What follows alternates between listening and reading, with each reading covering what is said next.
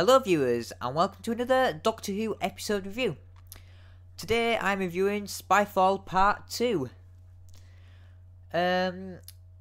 So a continuation from SpyFall Part 1, and my expectation was that it definitely wouldn't be as strong as Part 1, and it was probably most likely going to be rushed and not all the questions would be answered. But Part 2 were really strong. I thought it was a solid end to the story. I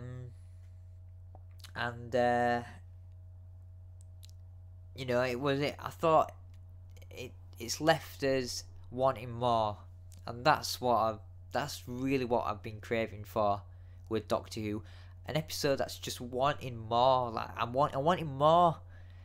I want to know what's gonna happen. We do have a story arc, and I'm so excited for the rest of the series. Part 2 was really great. Really great.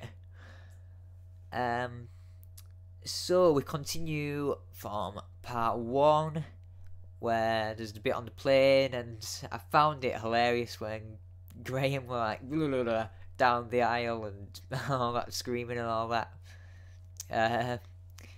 And suddenly the Doctor pops up on the screen and like blink, and I didn't mind that. The Doctor's done it before. She can do it again.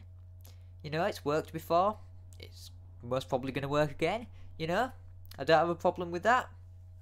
I thought that was a great touch, and I thought it was a great way for them all to survive and for the plane to land. I thought it was, really well written. I don't want to jump bits of the episode. What comes after that? So we've got the Doctor, who's in the Kasavian world, and she finds Ada Lovelace, the historical figure who had the sort of beginnings of computers, and it's a great scene. She wanted to know what the world were all about, and Ada obviously thought it was in her mind and all that sort of stuff, and they get transported to 1834. And I thought, where's this episode going to go? Because I just didn't know. I thought, God, different locations, great. Just don't rush it. Because I was hoping that if it were going to show too many people and too many locations, that the episode would be rushed in the end up. But anyway, they were 1834, and it was part of like a magical trick festival sort of thing going on, or inventions, sort of like showing off like the things that they've created, things they've built, and all that sort of stuff. And obviously the main sort of guy thought the Doctor's and Ada's sort of teleportation thing was part of their act, which I thought were good. And I slightly thought, and whatever the Doctor said about her being a man, and I forgot I'm a man, I forgot my lady, and all that sort of stuff. I let that go, but I don't want to see any more of that, because I'm sure she knows that she's a woman now. But anyway, aside from that, the Master came in with his TCE and dressed up in his Victorian sort of clothes, and I really thought he did a really great job. He was threatening. People were dying. Last series nobody really died. He's basically killing people. I loved that. And I absolutely loved the part where it was just the Master and the doctor and the master told the doctor to kneel and say his name, and I absolutely thought it was great, and I laughed, you know, when he says, "Call me by my name, master." I beg your pardon, master. I can't hear you, love. And I absolutely cracked up with laughter at that bit, and I thought it was really, really good with playing the master. You know, it's big shoes to fill, and I think Sacha Dwayne, should I say, is doing a really, really solid, great job at being the master. He is threatening. I thought in this episode he had a bit of the John Sim master, and probably mostly Roger Delgado's master, especially when he got in disguise when we were in the World War II Paris 1943 set. And obviously the doctor and Ada obviously came along. They were hiding in I've forgotten her name now, another historical figure, but we all, you know what I mean. They were hiding in the floorboards, and the master obviously thought the doctor were there, and they were shooting at the floorboards, and it missed the doctor and Ada. And I thought when he wore that German outfit, God, it's very Delgado. Very Delgado. He's doing a great job. You know, and the way it looked, the cinematography was great, excellent. Really, really great. And then we had, you know, with Graham, Ryan and Yaz in the meantime were, you know, getting chased and getting basically getting changed by Daniel Barton and all that, and hacking like their phones and their social media and their family and all that.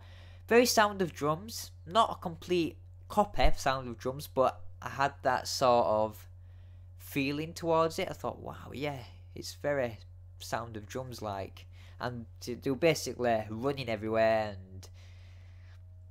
and all that sort of stuff, and you know, they had the gadgets, especially Graham with his shoes, wanting to do the old shoe shuffle, and all that sort of stuff. And Yaz were great. She was the weakest companion in series 11, and I thought she was great, you know. And all three of them, to be honest, were really, really good, you know. And they got to the point where Daniel Barton, his 93% of DNA of being human, obviously he was giving that to technology because he was brainwashed by the master that humans weren't needed anymore, and technology is taking over, and humans have built technology to replace ourselves, and I thought that was a great idea. So while that were going on in 1943 Paris, we get the Doctor and Master scene at the top of the Eiffel Tower, and I thought that scene was really, really, really, really good. And obviously we get to find out that the Master was just using Daniel Barton for just to get rid of all humans, and he's gonna kill Daniel Barton after. And obviously Daniel Barton doesn't know that. I'm saying Daniel Barton way too much. And the Doctor gets a screwdriver and records like the things that the Master's saying about the Kasabians and all that sort of stuff. And we get the message that the Master's actually trying to tell the Doctor, which is about Gallifrey. And I didn't expect Gallifrey to be in the state that it was going to be in. Like, I thought, oh, you should go back, and I thought, she's not going to go back. We're not going to see Gallifrey. You know, they're not going to show it and all that. But I'll come on to that at the end of the review. So we get that little bit, and you know, it's a perception filter, and the Nazis you know, capture the master, and we get the whole curse of fatal death that it's taken him 77 years to actually get to where he needs to be in the modern day. And all that sort of stuff. And you know, Daniel Barton's plan's not working, and he killed his mother, which I thought were mean. And he was just brainwashed. I mean, I thought he did a great job, Lenny Henry, at playing him, you know. And that was basically at the end of him at that point. And the Doctor plays back what the Master said about them, you know, to the Kasabians. And yeah, they all went away and trapped the Master in their world. So he'll get out of that somehow. We'll probably see him again, probably at the end of the series with the story arc. But I thought that was really well done, really well written. And then we get the bit where it explains how the Doctor did the plane blink sort of thing. And I thought that was really well explained. You didn't know whether the Doctor would go back and we'd actually see her doing it, but I'm glad that they actually did that. And then Ada, I still can't remember the other one's name, they got their memory wiped and they'll live their normal lives how history is intended. And that's about it. And then obviously we get the Doctor actually going to Gallifrey, and I thought, come on. And when she opened the door and it zoomed on her face, I thought that's it. But we saw Gallifrey destroyed, and I couldn't believe it. I thought, God's sake, how is she gonna fix this? And then, you know, you get the Master in the hologram, and he explains that was him, and they're being portrayed, the Master and the Doctor, they're not who they think they are, and everything's a lie. I kind of disregarded that in part 1 when he said everything you know is a lie, because I just thought it was just a statement to end it. But it actually means something. It actually means Gallifrey and the Timeless Child. I didn't see that coming.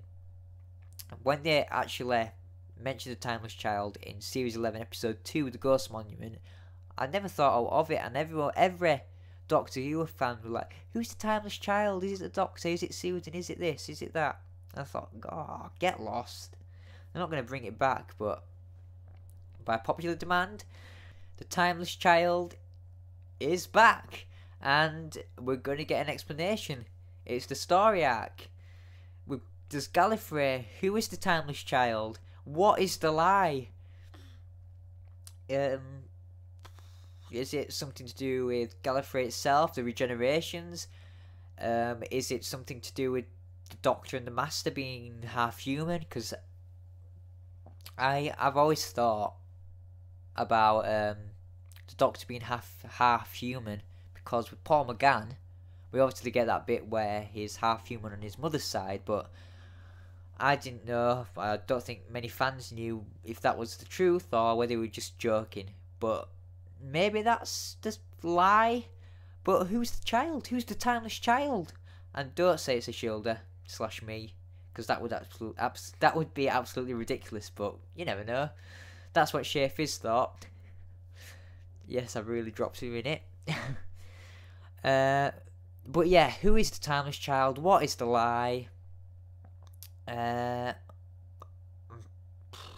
How is the Doctor going to fix Gallifrey? I really hope, and we're not going to get this, I know we're not, but I really wish there was like the next series or whatever, you know, half of it, all of it, we're going to be on Gallifrey, the Doctor on Gallifrey, you know, every story, just like a continuing part, like the Trial of a Time Lord or the Key to Time, that sort of series where it all links back to that, or something like that. I'd really love a series like that.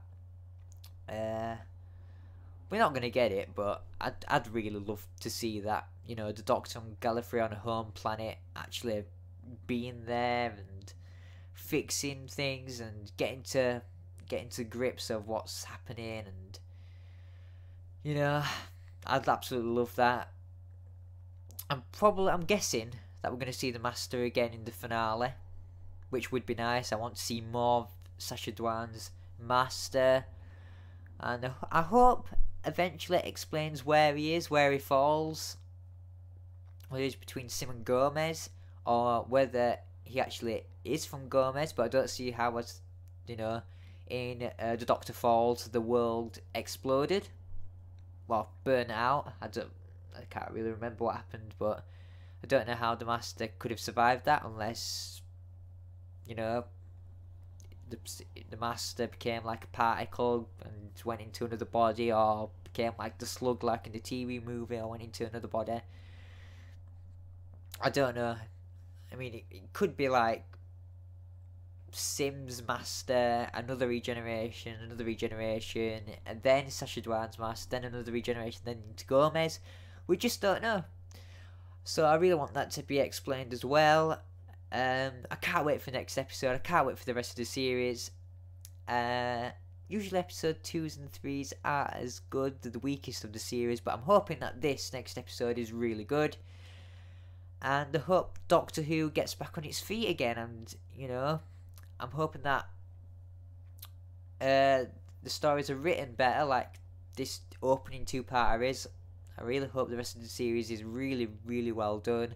I can't wait for the Tesla episode, and I can't wait for the Jadoon episode, and I can't wait for the finale. So, you know, a lot to look forward to, and that's all I've got to say. So, I'll see you later, and comment below, subscribe, like. I want to know what you think, and yeah, bye.